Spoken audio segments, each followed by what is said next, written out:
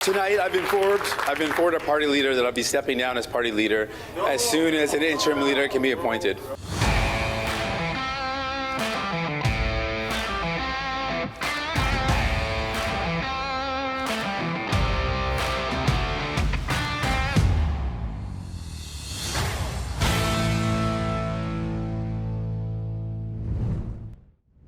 Ladies and gentlemen, we're back at Parliament. We are back to work because this country needs looking after. And one of the things that we won't need to look after anymore is Jagmeet Singh, because he's resigned.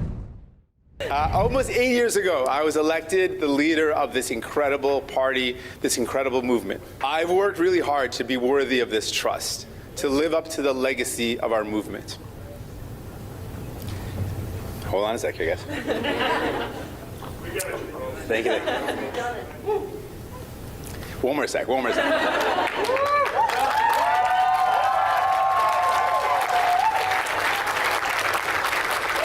Tonight, I've informed our party leader that I'll be stepping down as party leader as soon as an interim leader can be appointed.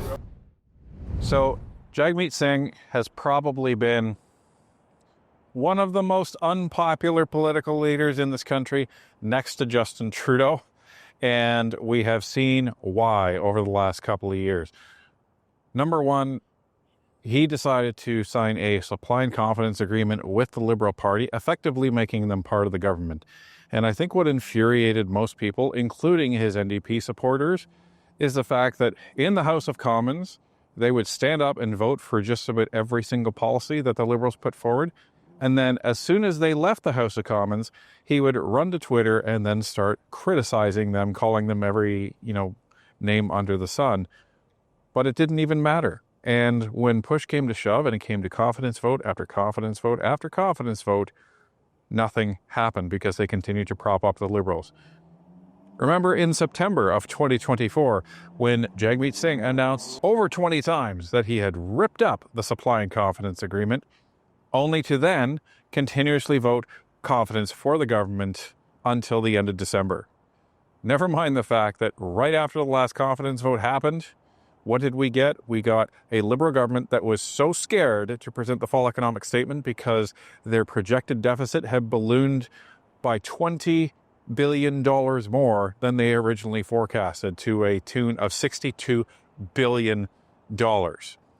That's what led to this whole charade in this scenario about the Liberal caucus finally getting too scared that they were going to be completely obliterated in the next election. And that led to Justin Trudeau resigning in January. Now, what do we see after that? Well, we saw the NDP party see the writing on the wall and start begging and pleading with the Liberal government to come back into the House of Commons so that they can, show their support and try and do a little more. It didn't matter. It didn't matter at all. They had surrendered their political fate to Mark Carney and the Liberals, and here we are. We have Jagmeet Singh literally in tears saying, I've worked hard for everyone. Well, you haven't. You absolutely have not. All we see is that you stayed in power just long enough in order to get your pension and leave all the Canadians that you pretended to serve in the dust. That's where we're at. So now you get to leave, you get to cry, but you get to leave with your $2 million pension while Canadians are going hungry. While Canadians don't even have a home. And while Canadians don't even have a job. So you keep saying, well, you Democrats built this country. You Democrats have done a lot of good things in this for this country in the past. But guess what, Jagmeet? You weren't part of that. You were a pretender to the throne. And Jack Layton would be absolutely disgusted with what you've done to the party. Look at what's happened. They went from being official opposition under Tom Mulcair to then Jagmeet Singh being leader of the party to now 6 or 7 seats. Who knows what the count is by now? And they don't even have party status. So a lot of people now are saying, well, the NDP are just going to prop up the Liberals again. Well, I don't think that's necessarily going to be the case. And here's why. The NDP will vote for the next budget because the country needs money. So the budget is going to pass. We all know that. But if the NDP as a party wants to actually gain party status back, and they need at least 12 seats to do that, folks, they need to start pushing back against the Liberals. They cannot be seen as a party that colludes with the Liberals. Otherwise, in the next election, if they do that, their party will cease to exist. And the NDP establishment won't allow that to happen. So they need to really push back. First, they need a leader, right? First, they need a leader. So we expect that to happen sometime in the fall. So that's going to happen, in a few months. They will have an interim leader, so we'll see what happens there. But at some point, they need to really start pushing back.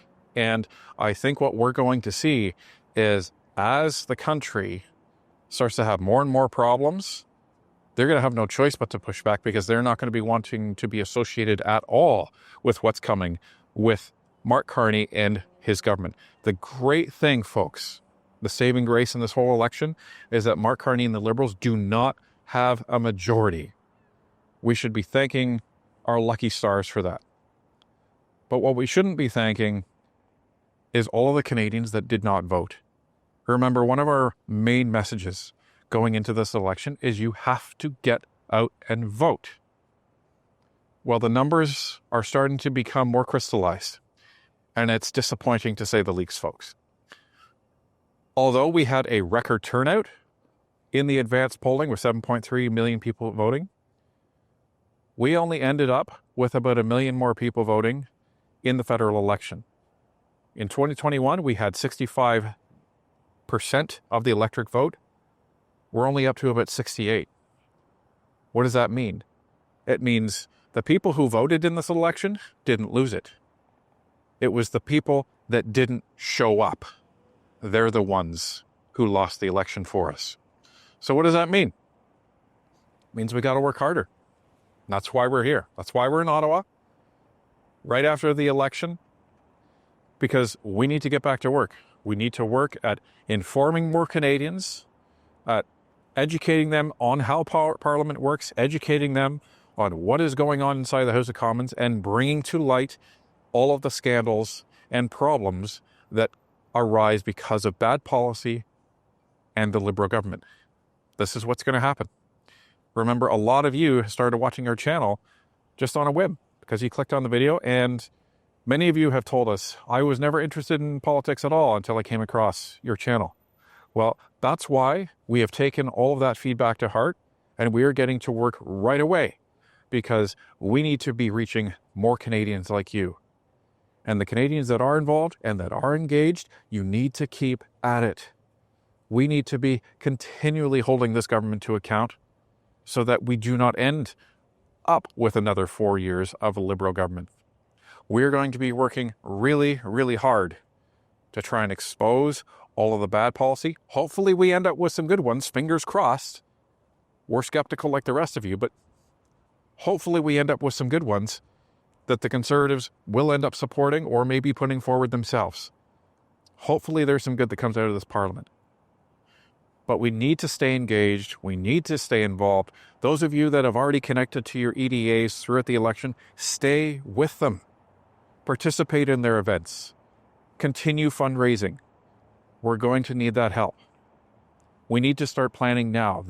We are now in the long game, folks. And we need to be starting now, because the Liberals, they are not going to be working on that right now. We need to.